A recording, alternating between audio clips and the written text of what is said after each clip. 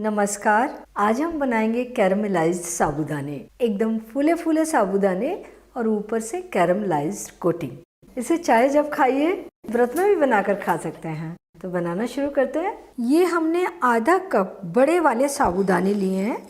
इसमें डालेंगे 1 चम्मच पानी और मिला देंगे। हमें ये थोड़ा सा पानी डालकर साबूदाने में मिलाकर थोड़ी देर रखना होता है। साबूदाने हल्के से नरम हो जाते हैं तो इन्हें 15-20 मिनट के लिए छोड़ देंगे। 15 मिनट हो चुके हैं और साबूदाने की ऊपरी परत हल्की सी नरम हो गई है। ऐसा करने से हमारे साबूदाने तलते समय बहुत अच्छे फूलेंगे। तेल गरम कर लेते हैं। तेल गरम हो गया। साबूदाने तलने के लिए हमें मीडियम हाई गरम तेल चाहिए और फ्लेम मीडियम चाहिए। एक साबूदाना डाल के देख लेते हैं।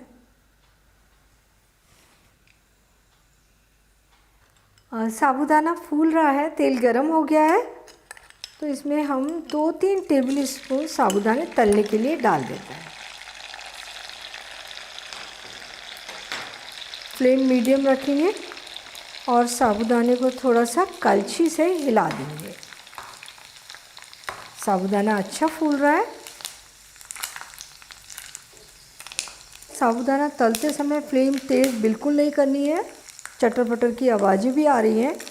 इसको हम 2-3 मिनट इसी तरीके से तलने देंगे। इसे अंदर तक क्रिस्प होना है। थोड़ा इसे बीच बीच में हिला देंगे। साबूदाने बहुत अच्छे फूल रहे हैं। इन्हें तलते समय थोड़ा सा ध्यान भी देना है। जब ये फूलते हैं तो तेल के छींटे भी बाहर आ जाते हैं, तो थोड़ा सा संभल के दूरी खड़े होना है इनसे। चटर पटर की आवाज़ आनी बिल्कुल बंद हो गई है। साबूदाने अच्छे फूले हुए दिख रहे हैं, तल चुके हैं ये। इन्हें हम निकाल लेते हैं। तो निकालने के लिए हम एक इस तरह की छलनी ले लेंगे गहरी वाली और इसके ऊपर हम निकालते जाते हैं ताकि एक्स्ट्रा तेल कढ़ाई में वापस जाता रहे। साबूदाने चाहे आप नमकीन बना रहे हों, चाहे आप कैरमलाइज्ड बना रहे हों, तलने इसी तरीके से हैं। इसी तरीके से हमने सारे साबूदाने तलने हैं।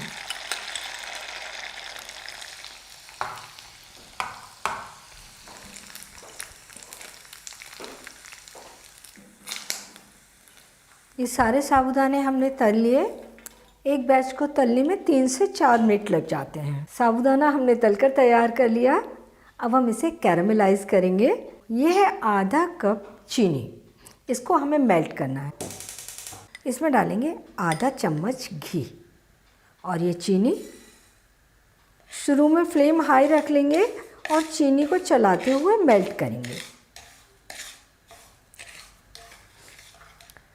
चीनी मेल्ट होना शुरू हो गई है।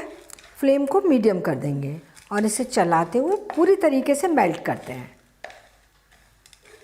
चीनी पूरी तरह से मेल्ट हो गई। फ्लेम को एकदम धीमा कर देंगे और इसमें अब ये साबूदाने डाल देंगे। मिला देते हैं। शुगर की कोटिंग साबूदाने के ऊपर अच्छे तरीके से आ जानी चाहिए।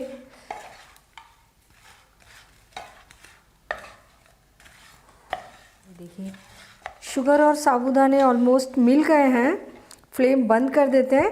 ये हमने थाली ले ली, थोड़ा घी डालते हैं और इस पर लगा देते हैं और ये साबूदाना हम थाली में पलट लेते हैं। हमें इसे थोड़ा ठंडा करना है, अलग अलग करना है। जब तक ये ज़्यादा गर्म है तब तक हम इसे स्पैतुला से अलग करते हैं।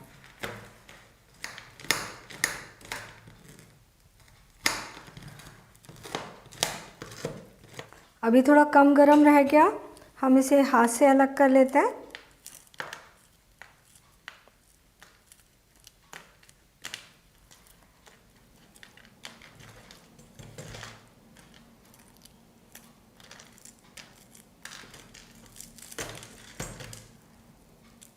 ये हमारा एक एक साबूदाना कैरमलाइज होकर तैयार हो गया।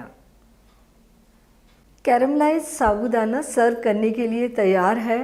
बहुत ही टेस्टी बना है, बहुत ही क्रंची बना है और इसे बनाना बहुत आसान है, लेकिन थोड़ा सा ध्यान रखना है। जब आप साबूदाने तलेंगे तो उन्हें पहले थोड़ा सा पानी डाल के नरम कर लें। तलते समय जो कढ़ाई ले रहे हैं वो थोड़ी सी गहरी लें, तेल थोड़ा कम डालें क्योंकि जब आप साबूदाने तलेंगे तो तेल उचट के बाहर आता है। शुगर को मेल्ट करना है और साबूदाने डालकर मिला देने हैं। हो गया तैयार कैरमलाइज साबूदाना।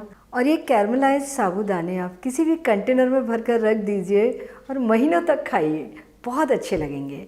तो आप इन्हें बनाइए, खाइए और अपने अनुभव मेरे साथ शेयर कीजिए। और मुझे ये भी बताइए कि मुझे आपके लिए कौन सी नई रेसिपी बनानी है। और मेरे चैनल को सब्सक्राइब ज़रूर कीजिए।